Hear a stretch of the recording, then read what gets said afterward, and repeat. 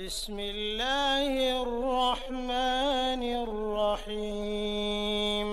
இஸ்லாம் 5 விஷயங்களின் மீது நிறுவப்பட்டுள்ளதாக நபிகள் நாயகம் ஸல்லல்லாஹு அலைஹி வஸல்லம் அவர்கள் இயம்பினார்கள். 1.